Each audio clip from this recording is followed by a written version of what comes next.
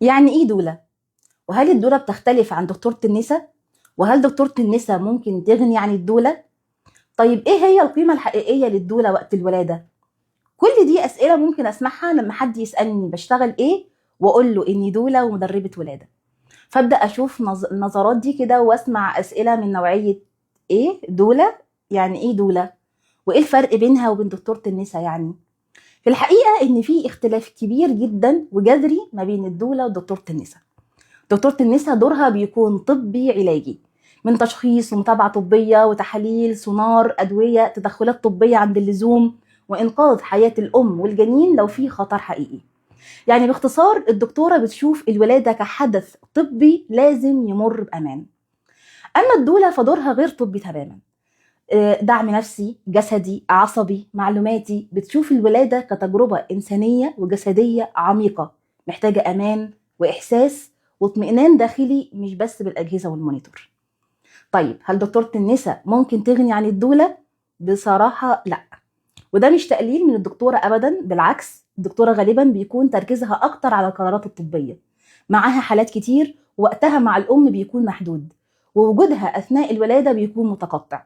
حتى لو الدكتورة داعمة ومتفهمة وده أحسن سيناريو، يعني هي مش بتكون موجودة طول الوقت مع الأم أثناء الولادة وده مش دورها أصلا. الدولة ما ينفعش تكون بديل عن الطبيبة ولا الطبيبة ممكن تكون بديل عن الدولة، كل واحدة بتكمل التانية.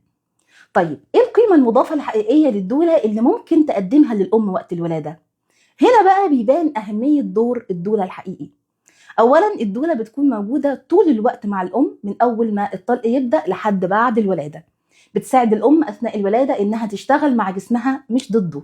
بتساعد الأم تعمل أوضاع تسهل الولادة، تقنيات تنفس مختلفة حسب هدف كل مرحلة، بتساعدها على الحركة الواعية، وبتكون كمان مدربة على تقنيات مساج تحفز الطلق وتقلل الألم.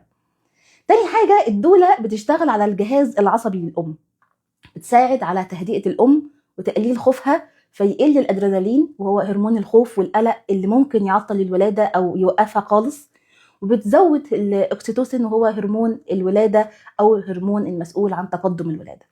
الدولة بتشرح كل حاجة بتحصل للأم بالتفصيل، بتفرق ما بين الألم الطبيعي والألم اللي محتاج تدخل فعلا، فبتقل الصدمة شوية ويقل الذعر على الأم. تالت حاجة الدولة بتكون رفيقة الأم اللي بتفتكر تفضيلاتها واختياراتها لما الأم تبقى مرهقة وقت الولادة ومش مركزة.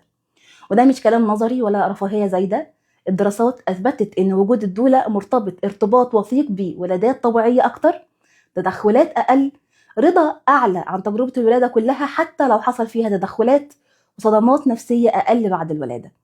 يعني الدولة مش بس بتهون الألم، هي كمان بتخلي الألم مفهوم ومسيطر عليه ومش مرعب للأم. في النهاية وجود دكتورة النساء بيدي للأم أمان طبي، ووجود الدولة بيدي للأم أمان عصبي ونفسي وجسدي، ووجود الاتنين مع بعض بيكون أفضل سيناريو للأم والطفل. ولو لسه حد فاكر إن وجود الدولة رفاهية، فهو غالبا عمره ما شاف ست بتولد وهي هادية ومطمنة فعلا.